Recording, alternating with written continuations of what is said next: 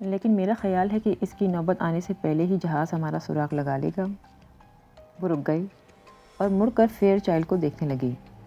اس کی اوپری سطح سفید رنگ کی تھی، اس لیے وہ خود تو برف کے پس منظر میں مدغم ہو کر نظر نہ آتا تھا، البتہ اس کے ارد گرد بکھری گدیاں، کپڑے اور ہڈیاں نظر آ رہی تھیں۔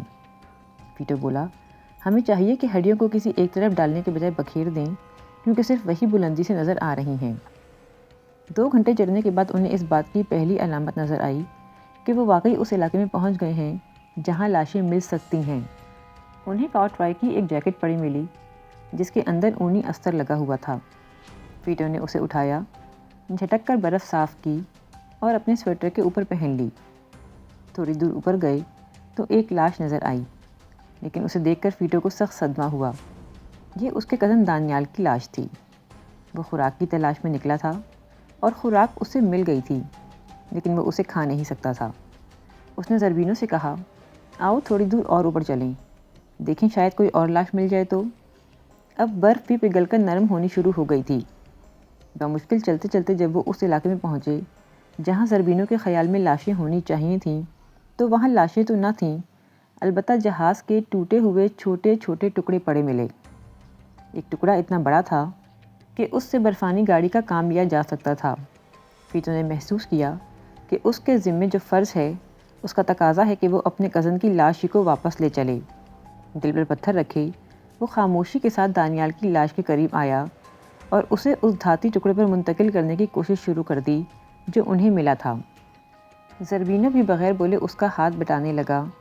لاش کو دھاتی ٹکڑے پر ڈال کر انہوں نے اسے نائلون کی رسی سے باندھ دیا، پھر اس رسی کو کرسی کی ایک گدی سے باندھا جسے اب تک وہ جوتوں کے ساتھ باندھ کر استعمال کرتے رہے تھے کہ ان کے پاؤں برف میں نہ دھسیں۔ اس برف گاڑی کو تیار کر کے انہوں نے اسے نیچے کی طرف دھکیلنا شروع کر دیا۔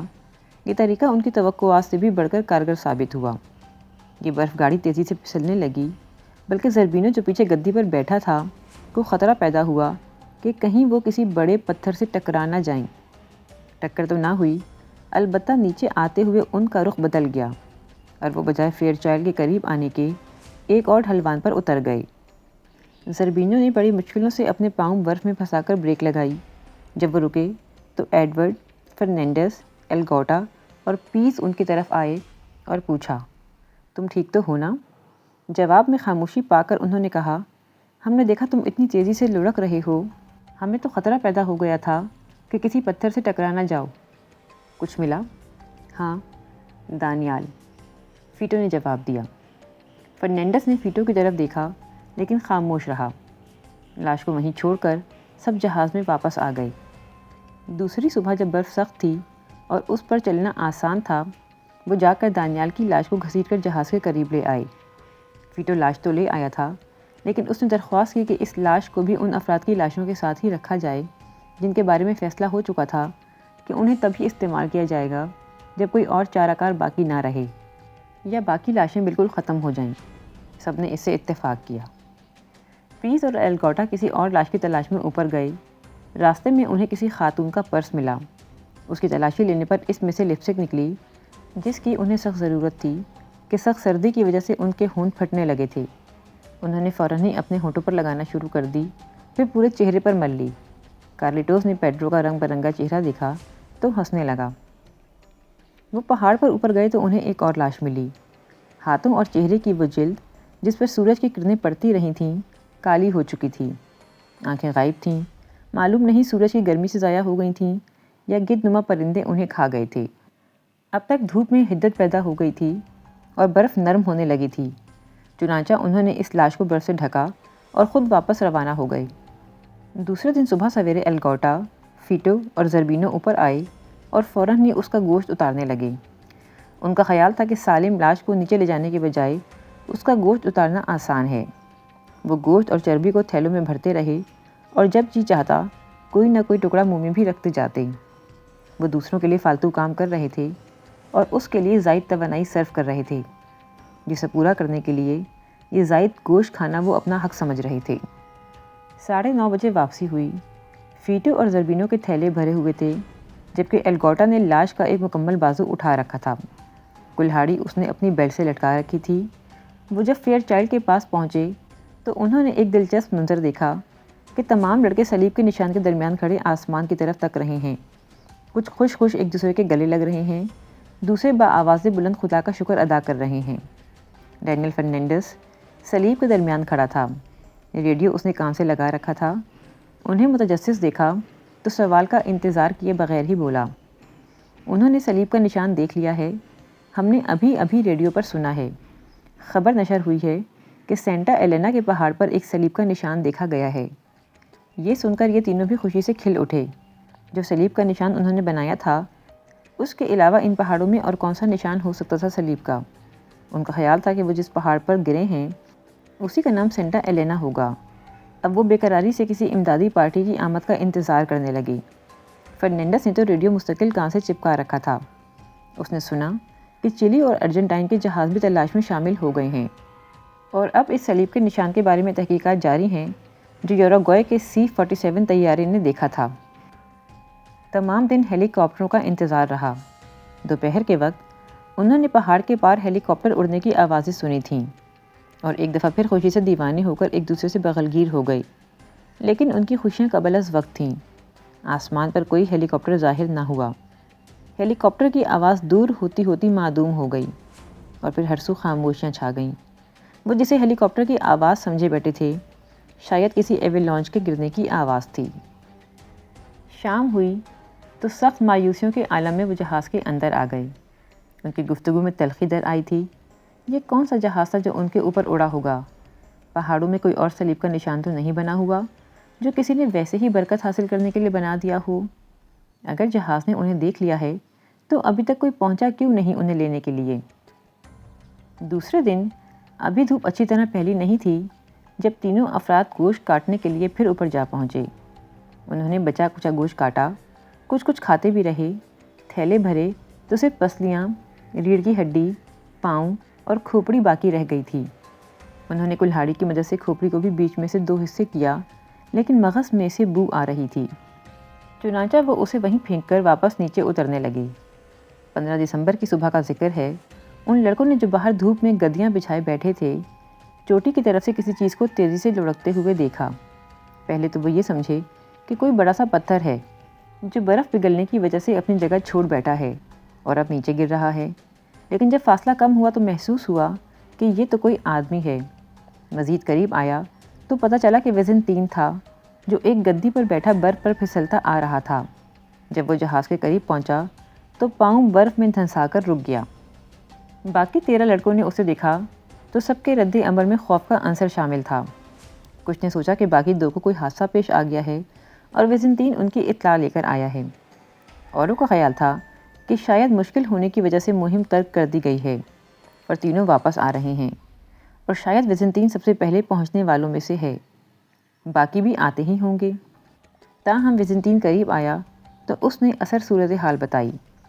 نینڈو اور کینیسا چوٹی پر پہنچ چکے ہیں، وہ اور آگے جائیں گے، لیکن خوراک زیادہ دن چلانے کے خیال سے انہوں نے مجھے واپس بھیج دیا ہے۔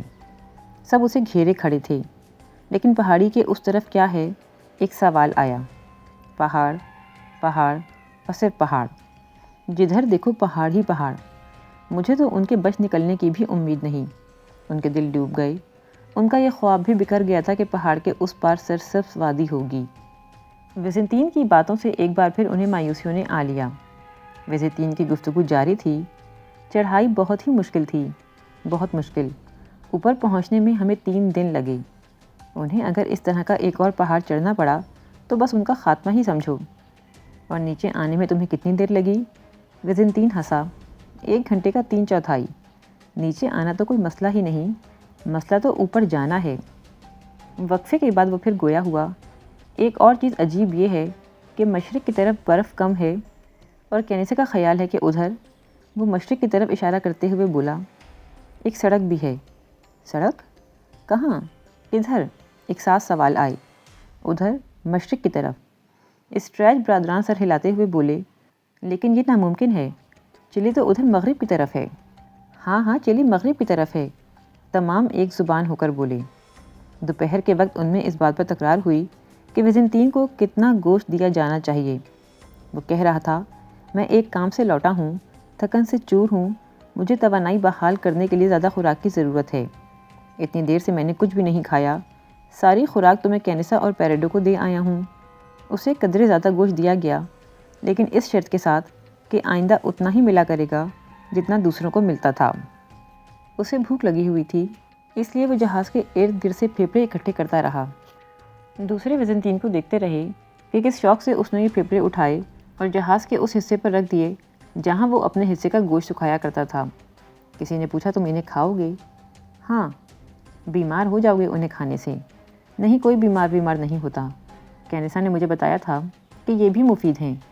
وہ اسے بدبودار پھیپھڑے کاٹتے اور کھاتے دیکھتے رہے، اور دوسرے دن جب دیکھا کہ اسے کچھ نہیں ہوا تو کچھ اور لڑکے بھی اس کے ساتھ مل گئے۔ پھیپھڑوں کی طرف رغبت خوراک کی قلت کی وجہ سے نہیں تھی، کیونکہ برف پگھلنے سے مزید لاشیں نظر آنا شروع ہو گئی تھیں، بلکہ یہ رغبت نئے ذائقوں کی تلاش میں تھی۔ پائلٹوں کی لاشیں بھی کیبن میں موجود تھیں، اور چونکہ وہ حادثے کے فوراً بعد مرنے والوں میں سے تھے، اس لیے ان میں گوشت، چربی اور غذائیت بھی زیادہ تھی۔ کوئی اور ہوتے تو شاید اس صورتحال پر مطمئن ہو رہتے، لیکن اسٹریچ برادران کا خیال تھا کہ شاید انہیں ایک اور مہم روانہ کرنی پڑے، اور اس کے لیے پہلی مہم کی نسبت زیادہ خوراک کی ضرورت ہوگی تاکہ وہ دور تک جا کے مدد لانے میں کامیاب ہو سکیں۔ چنانچہ انہوں نے برف میں 2 گڑھے کھودے، ایک میں وہ لاشیں ڈال دیں جو ناگزیر حالات میں ہی صرف کھائی جانی تھیں، اور دوسرے میں وہ جو ان دنوں زیر استعمال تھیں۔ اس صورتحال میں پھینکے گئے پھیپھڑے اور آنتیں استعمال کرنے کی ضرورت نہ تھی، لیکن مسئلہ یہ تھا کہ ایک جیسا گوشت کھاتے کھاتے وہ تنگ آ گئے تھے۔ آدھے سے زیادہ لڑکے نئے ذائقوں کی تلاش میں تھے۔ انسانی گوشت کھانے کے لیے انہیں بڑے صبر آزما مراحل سے گزرنا پڑ رہا تھا۔ دل پر پتھر رکھ کر، کراہتوں کو برداشت کرتے ہوئے انہوں نے یہ گوشت کھایا تھا، لیکن ایک بار جب کھانا شروع کر دیا تھا تو ان کی بھوک لوٹ آئی تھی، اور اب وہ اس کے عادی ہو چلے تھے۔ ویسے بھی زندہ رہنے کی خواہش، جان بچانے کی تمنا انسان کو بہت کچھ کرنے پر مجبور کر دیتی ہے۔ اسی خواہش کا تقاضا تھا کہ وہ ہر طرح کی کراہت کو نہ صرف فراموش کر دیں بلکہ اسے برداشت کرنا معمول کی بات سمجھیں۔ اس معاملے میں پیڈرو الگوٹا سب سے آگے تھا، گوشت کھانے کی تجویز پیش کرنے اور پھر اس کے لیے دلائل دینے میں وہ پیش تھا۔ اب بھی وہ چاقو لیے ان لاشوں پر مصروف ہوتا جن پر سے اگرچہ گوشت اتار لیا گیا تھا، لیکن پسلیوں یا کندھوں پر تھوڑا بہت باقی رہ گیا تھا۔ اب تک وہ ان انسانی اعضاء کو کھانے سے احتراز کرتے رہے تھے جو انہیں یاد دلاتے کہ یہ انسانی گوشت ہے، جیسے انگلیاں یا پاؤں وغیرہ، لیکن الگوٹا اب ان چیزوں کو بھی بلا تکلف چبا ڈالتا۔ دوسروں نے بھی اس کی پیروی شروع کر دی۔ اب دوپہر کے وقت دھوپ میں حدت اتنی بڑھ جاتی تھی کہ اگر وہ گوشت جہاز کی چھت پر ڈال دیتے تو وہ تقریباً بھن جاتا تھا، لیکن اس حدت کا ایک نقصان یہ ہوا کہ برف جہاز کی نچلی سطح تک پگھل گئی، اور اب ان کے جہاز چھت تک آسانی سے نہ پہنچتے تھے، بلکہ یہ خطرہ بھی پیدا ہو گیا تھا کہ جہاز کہیں الٹ ہی نہ جائے۔ اوپر بلندی پر پتھر کے بڑے بڑے تودوں کے ارد گرد سے برف پگھلتی تو وہ لڑکتے ہوئے ان کی طرف آتے۔ موسم کی یہ تبدیلی ان کے لیے خوش آئند نہیں تھی۔ وہ ویسے بھی امید و بیم کا شکار تھے، کبھی پیریڈو اور کینیسا کی کامیابی کے لیے دعائیں کرتے تو کبھی سوچتے کہ نئی مہم روانہ کر دینی چاہیے۔ روز بروز جو خبریں انہیں ملتی تھیں تمام منفی ہوتی تھیں۔ انہوں نے ریڈیو پر سنا کہ صلیب کا وہ نشان جن کا ذکر پہلی خبروں میں آیا تھا، ارجنٹائن کے ماہرین ارض نے بنایا تھا جو اس علاقے میں سروے کرتے پھر رہے تھے۔ اس انکشاف کے بعد SAR کے ہیلی کاپٹر اپنے اپنے اڈوں پر واپس بھیج دیے گئے تھے۔ صرف یوراگوئے کا C-47 تلاش میں مصروف رہا۔ ایک دوپہر انہیں ایک طیارے کے انجنوں کی آواز سنائی دی۔ صلیب کے نشان والی خبر کی طرح اس آواز نے بھی انہیں خوشی سے دیوانہ بنا دیا۔ وہ اٹھ کر کھڑے ہو گئے، رنگ برنگے کپڑے سنبھال کر صلیب کے نشان کے پاس پہنچ گئے کہ جوں ہی طیارہ نظر آیا وہ اس کے ارد گرد بھاگنا شروع کر دیں گے۔ جو چل نہیں سکتے تھے وہ بھی اپنی قوتیں مجتمع کیے کھڑے تھے کہ کھڑے کھڑے کوئی نہ کوئی کپڑا ہلاتے رہیں گے۔ وہ کان لگائے کھڑے تھے، آواز کبھی تیز ہو جاتی، کبھی مدھم، لیکن جہاز ان کے اوپر نہ آیا۔ وہ شام تک انتظار کرتے رہے اور جھٹپٹے کے وقت جہاز کے اندر داخل ہو گئے۔ انہیں یہ اطمینان تھا کہ دوسرے دن طیارہ پھر آئے گا اور وہیں سے تلاش شروع کرے گا جہاں آج چھوڑ کر گیا ہے، اور پھر یقیناً انہیں دیکھ لیا جائے گا۔ لیکن پھر ٹرانزسٹر پر خبر آئی کہ C-47 طیارے کے انجنوں میں کوئی خرابی پیدا ہو گئی ہے اور اسے سینٹیاگو میں کھڑا کر دیا گیا ہے۔ کینیسا اور پیریڈو کو گئے ہوئے ہفتہ گزر چکا تھا اور کرسمس کے آنے میں ہفتے سے بھی کم دن باقی رہ گئے تھے، اور اس خیال ہی سے ان کے دل بیٹھے جاتے تھے کہ یہ کرسمس انہیں انہی پہاڑوں میں اس قسم پرسی کی حالت میں گزارنی ہوگی۔ صرف الگوٹا مطمئن دکھائی دیتا تھا، اس کے لیے یہ خیال ہی کافی خوشگوار تھا کہ کرسمس والے دن سب کو ہوانا کا ایک سگار ملے گا اور وہ اسے پینے سے لطف اٹھائیں گے۔ فیٹو زربینو کے ساتھ اوپر گیا تھا اور اپنی آنکھوں سے دیکھ آیا تھا کہ ان کے ارد گرد کتنے بلند و بالا پہاڑ ہیں۔ اسے یہ احساس بھی تھا کہ اگر ان کے بہترین فرد پیریڈو اور کینیسا کسی کامیابی سے ہمکنار نہ ہوئے تو وہ بھلا کس شمار میں تھے، لیکن اس کے باوجود اس نے اپنے بھائیوں پیس اور زربینو سے مشورہ کیا کہ نئی مہم کے بارے میں ان کا کیا خیال ہے، لیکن انہوں نے کوئی دلچسپی ظاہر نہ کی۔ صبح کے وقت تو انہیں کوئی نہ کوئی مصروفیت گھیرے رکھتی، انہیں گوشت کاٹنا ہوتا، پانی پگھلانا ہوتا، وغیرہ وغیرہ، لیکن دوپہر کو جب وہ آرام کے لیے جہاز میں آتے تو اداسیاں انہیں آ لیتیں۔ مینجینو کو کینیسا یاد آتا، جیبر میتھول کو لیلیانا کا وہ خط مل گیا تھا جو اس نے اپنے بچوں کے نام لکھا تھا، وہ اسے پڑھتا اور چپکے چپکے رویا کرتا۔ سپہر 3-4 بجے وہ پھر جہاز سے باہر آتے اور اندھیرا پڑنے تک باہر ہی رہتے۔ یہ ان کا سب سے زیادہ خوشگوار وقت ہوتا۔ وہ مل کر اکٹھے بیٹھتے، گپے لگاتے، کسی ہڈی پر سے رہا سہا گوشت اتارتے اور وقتی طور پر بھول جاتے کہ وہ کہاں ہیں۔ جب دھوپ ان پر سے ہٹ جاتی تو وہ گدیاں اٹھاتے اور کچھ اوپر جا کر بیٹھ جاتے جہاں دھوپ کی آخری کرنیں پڑ رہی ہوتیں۔ ان مدھم شام میں بیٹھ کر وہ اپنے آخری سگریٹ پیتے۔ ان اوقات میں وہ اپنے گھروں یا رشتہ داروں کو یاد نہیں کرتے تھے، لیکن 20 دسمبر کی شام مختلف تھی۔ اسٹریچ برادران اور ڈینیل فرنینڈس کو خیال آیا کہ گزشتہ سالوں میں وہ کس ٹھاڑ سے کرسمس مناتے رہے ہیں۔ بعض اوقات خوشگوار یادیں بھی خون کے آنسو رلاتی ہیں۔ کتنے دنوں بعد ان کی آنکھیں بھر آئی تھیں، اشک بہنے لگے۔ فیٹو کی آنکھیں بھی نمناک تھیں۔ 12 دسمبر کو C-47 طیارہ بالآخر سینٹیاگو کے فضائی اڈے پر پہنچا۔ پیز والارو اور اس کے ساتھی خود پائلٹ سے ملنے گئے، جس نے بتایا کہ کوہ اینڈیز پر اڑتے ہوئے جہاز کے انجنوں میں مزید خرابی پیدا ہو گئی تھی۔ ایسا لگتا تھا کہ بہت زیادہ بلندی پر سخت سردی اور انتہائی ٹھنڈی ہوا کی وجہ سے انجن کے کاربوریٹر متاثر ہو گئے تھے۔ پائلٹ نے فوراً ہی انجن کا معائنہ کروایا اور ضروری مرمت کے انتظامات کرنے لگا، لیکن پیز والارو اور ان کے ساتھیوں کے صبر کا پیمانہ لبریز ہو چکا تھا۔ انہوں نے ہیلی کاپٹر سروسز کی ایجنسی سے رابطہ پیدا کیا۔ وہ پہلے بھی اسی سلسلے میں انہیں ہیلی کاپٹر دے چکے تھے، لیکن جب انہیں یہ معلوم ہوا کہ اس دفعہ تلاش اینڈیز کے انتہائی بلند پہاڑوں پر کی جائے گی تو انہوں نے معذرت کر لی۔ اینڈیز کی آسمان سے باتیں کرتی چوٹیوں والے پہاڑوں کے درمیان چھوٹے چھوٹے ہیلی کاپٹر بھلا کس کام آ سکتے تھے۔ C-47 طیارے کی مرمت اسی دن مکمل ہو گئی اور دوسری صبح وہ پرواز کے لیے تیار تھا۔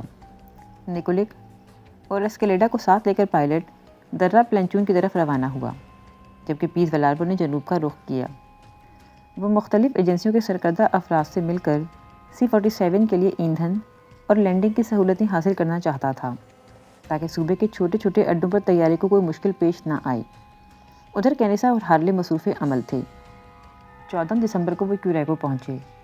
وہ اس شخص کی تلاش میں تھے جس نے یہ بیان دیا تھا کہ اس نے پہاڑوں میں ایک طیارے کو آگ کے شعلوں میں لپٹے اور نیچے گرتے دیکھا تھا۔ وہ شخص تو ہاتھ نہ آیا، لیکن اس کے بھائی سے ملاقات ہوئی، پر وہ کوئی خاص اطلاع فراہم نہ کر سکا۔ اسے اپنے بھائی کا بھی کچھ پتہ نہ تھا کہ وہ کہاں غائب ہے۔ مزید تلاش کے بعد کمیلو کے ایک اور گہرے دوست سے ملاقات ہوئی، جس نے بتایا کہ کمیلو حادثے کی جگہ کے قریب ہی ایک کان میں کام کر رہا تھا، اور اس کا کہنا تھا کہ اس نے جہاز کے انجنوں اور بعد میں دھماکے کی آواز تو سنی تھی، لیکن برف باری کی وجہ سے خود جہاز کو نہیں دیکھا تھا۔ تاہم آواز سے اندازہ ہوتا تھا کہ جہاز پلنچون سے اڑتے ہوئے سینٹیاگو کی طرف مڑ گیا تھا۔ کینیسا اور ہارلے اس لحاظ سے یہ بیان سن کر خوش ہوئے کہ یہ ان تمام اندازوں کی تصدیق کرتا تھا کہ جہاز ٹینگوی ریلیکا کے آس پاس گرا ہے۔ انہوں نے فوراً سینٹیاگو سے رابطہ قائم کیا اور نکولک سے گفتگو کرنی چاہی، جو C-47 طیارے کے ساتھ تھا۔ بیشتر اس کے کہ وہ کوئی بات کرتے، نکولک نے انہیں بتایا کہ سینٹا ایلینا کے پہاڑ پر ایک صلیب کا نشان دیکھا گیا ہے۔ اس خبر نے ایک بار پھر جنوبی امریکہ کے تمام ممالک میں تہلکہ مچا دیا۔ اخبارات نے شہ سرخیوں کے ساتھ یہ خبر شائع کی کہ داریے لکھے، حکومتوں سے اپیل کی کہ وہ زندہ بچ رہنے والوں کی تلاش اثر نو شروع کریں۔ مایوس والدین میں بھی ایک بار پھر امید کی کرنیں روشن ہو گئیں۔ چلی اور ارجنٹائن کی فضائیہ نے پھر اپنے جہاز تلاش کی مہم پر روانہ کر دیے۔ البتہ چلی میں ٹھہرے والدین پیز والاربو، کینیسا، ہارلے اور نیکولک ان پروازوں سے مطمئن نہیں تھے۔